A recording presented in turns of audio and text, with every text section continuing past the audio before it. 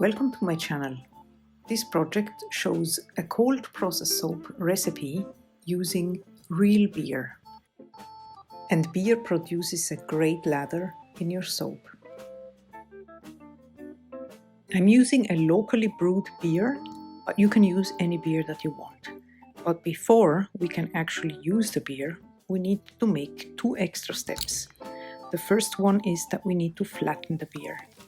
We want to do this because we need to get rid of the carbonation in the beer. And to do that, I'm pouring the beer into a container and I just leave it for 1 or more days until it is completely flat.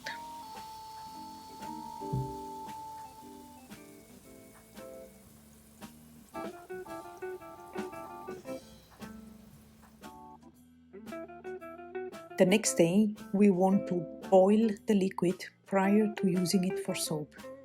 This cooks off the alcohol, leaving behind a liquid that works better for cold process soap. In fact, adding lye to alcohol or carbonated beverages can cause an eruption, so boiling the beverage is extremely important.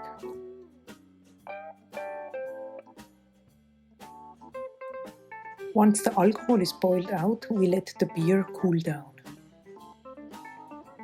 Then we need to measure out the beer, and if you check the recipe down in the description box, you will notice that I replaced 50% of the water amount with beer.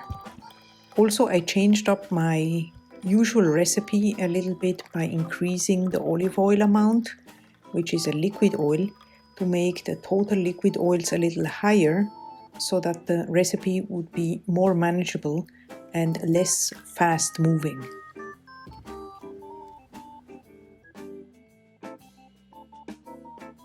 So we have our beer, and for color I'm using Yellow Vibrance Mica from Nurture Soap, and then I have a very nice beer fragrance that is called Brewed Beer from a company in the UK.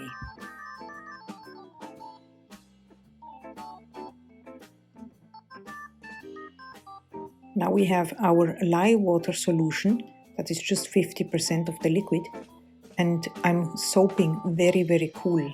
This is important because we are working with beer, so we don't want the beer to speed up the trace too much.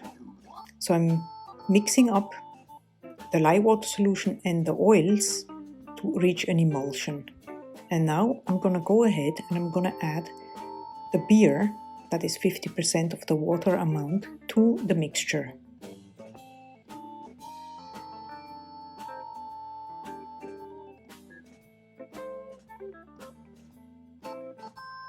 So right now it's still behaving quite okay, but we better be very prepared. So I'm going to add my mica. This is a very nice yellow mica that I used also in other projects that I will leave here if you want to go and check them out.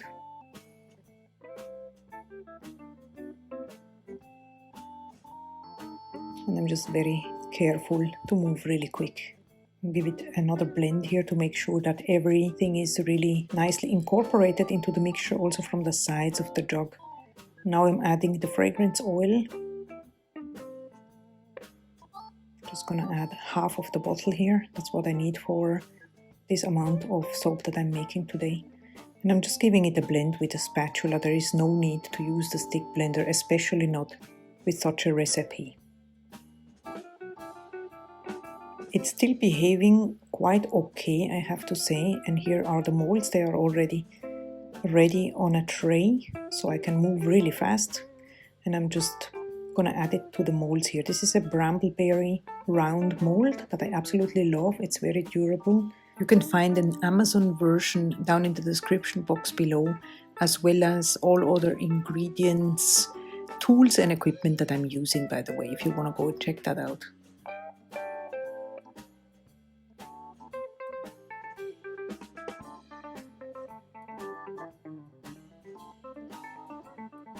I'm giving it a shake as I'm going, and I'm giving also a stir to the mixture just to make sure that it stays quite fluid.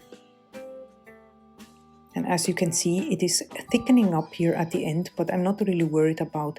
Just gonna grab my spatula and try to spread the mixture and even out everything in the cavities.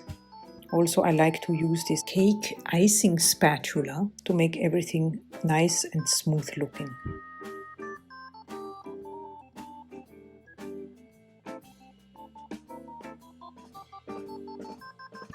Now I'm giving it a spritz with rubbing alcohol to prevent soda ash on top, or on the bottom here I should say.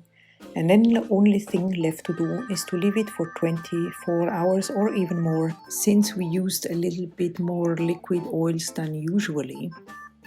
And what I like to do to test whether or not the soap is ready to unmold is to stretch the mold around the soap a little bit to see whether or not it releases. And if you see that it is too sticky, just leave it a little longer. There is no need to rush it. Just have a bit more patience. It's totally worth it, because when you unmold it and the soap is ready to come out, then you will have a very smooth looking soap at the end. And I tend to wait a little longer whenever I'm in doubt, because there is no need to rush. I'm gonna go ahead and unmold all of these now. I think they turned out nice, and they also smell amazing, by the way. And then I'm also gonna show you how I stamp my soaps in just a minute. If you're interested to see some other soap making with special ingredients, I have a video showing soap making with wine, or also soap making with coffee.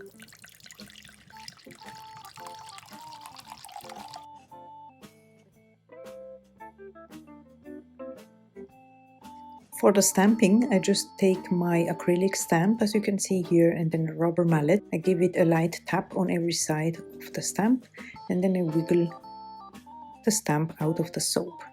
And like this, I will get a nice impression, and it's really easy once you get used to it. So I'm gonna go ahead and stamp all of these. I really hope you enjoyed this video. If you did, please give it a thumbs up. And if you're interested in more soap making videos or skincare DIY, be sure to subscribe to my channel. I hope to see you around here very soon for another video, and in the meantime, I wish you a wonderful day. Bye bye!